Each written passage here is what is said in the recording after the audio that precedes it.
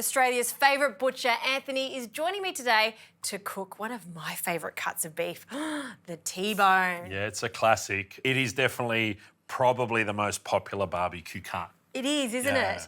And, I mean, it's obvious. T-bone for the bone in the centre. Yeah. What is it made up of? What different cuts is it? Well, the reason why it's so popular is because you've got the best of both worlds. You know, you've got your sirloin on one side and then your eye fillet on the other side. The eye fillet will cook a little bit quicker than the sort of sirloin side of it will, but it doesn't matter. It's so tender, it's so tasty, it's so delicious. And anything on the bone always tastes better. Absolutely. Yeah. Now, we're preheating a pan and we've only got the 3 ingredients here, this glorious beef T-bone.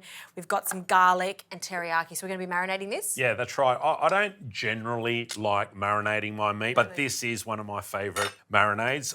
Who doesn't like teriyaki sauce? Absolutely. And then we're boosting it with a bit more garlic. You like the Croatian in him. He loves the garlic. I love garlic, you know what I mean? Keeps the vampires away. Yeah. But yeah, so some crushed garlic, teriyaki sauce, and marinating meat. Look, ideally you want to marinate your meat for at least sort of 30 minutes, but if you are ultra and super organised, do it overnight also. Yeah. It allows that sort of marinade to sort of really get into the sort of meat and flavour it. And good quality marinades also help to sort of tenderise the meat also. So they sort of serve a couple of different purposes. Yeah. Okay, so that's looking good. You can throw those T-bones into that marinade. Yep. So we've got a nice hot pan again, Justine, a little bit of olive oil. Yeah. And I'm just feeling this T-bone and it's not cold. Probably the most commonly asked question that I always get asked is, you know, what are the steps to cooking the perfect steak every time? Yep. And you do start by taking your meat out of the fridge and allowing it to get to room temperature. So ideally you want to cook your meat to medium rare.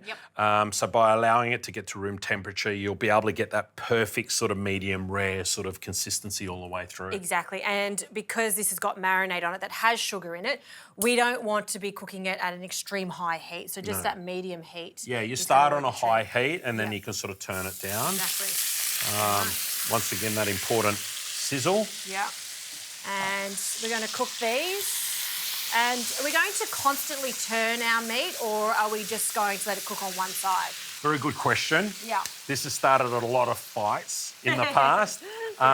So I used to sort of be in that school of sort of just leave it and sort of 2/3 on one side, 1/3 on the other side. But then somebody like Heston Blumenthal comes around and he goes, look, you got to turn your steak every sort of 20 or 30 seconds in order to get that nice caramelisation that you're looking for. And I was a little bit cynical and sceptical to start with, but who am I to sort of challenge Heston when it comes to sort of cooking and grilling meat? So, yeah, I'm now on the other side. And, so I do turn my steak quite regularly. So every sort of 20 or 30 seconds. Yep. And it works. It sort of allows that meat to sort of develop and build that beautiful sort of caramelised colour on the outside gradually. Yeah. Now, we didn't salt the meat, which is, you know, Adrian Richardson might be a little bit angry with us or whatever because he's a bit of a fan of, and you're always, that's, one of those important steps. Always season your meat before you sort of cook it. But because that teriyaki's got that sort of nicey salty umami-ness about it, you don't need to sort of pre-season your steak. Exactly. All right, well, let's finish cooking these beautiful T-bones and we're going to allow it to rest before we have a slice and a taste.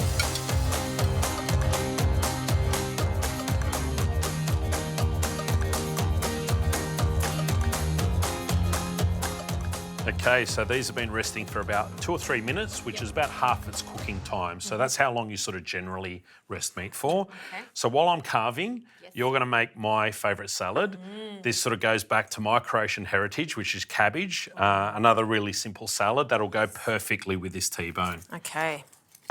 And just a little bit of dressing here, some vinegar and extra virgin olive oil.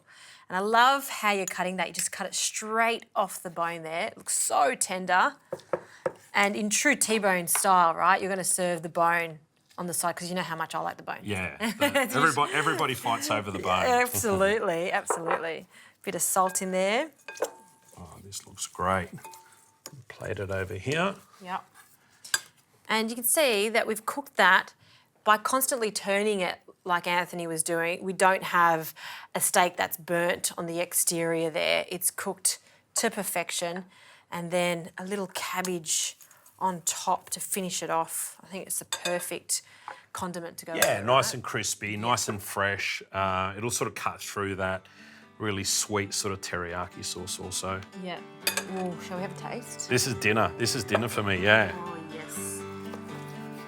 What do you like? What do you like? Do you like the sirloin or you like the eye fillet? Or the I like tender? eye fillet, but I love sirloin. There's something about the sirloin. I think it's just a slightly chewier. Yeah, the texture is a little Exactly. bit more firmer. There's a bit more flavour there. Yeah. So sweet, so tender. Yeah. Yeah, it's a little- beautiful marinade. Absolutely beautiful marinade, but more importantly, a beautiful piece of beef. And if you want to know more about beef or any cut of meat, Anthony has a meat Bible. It is sensational. You'll learn so much about it.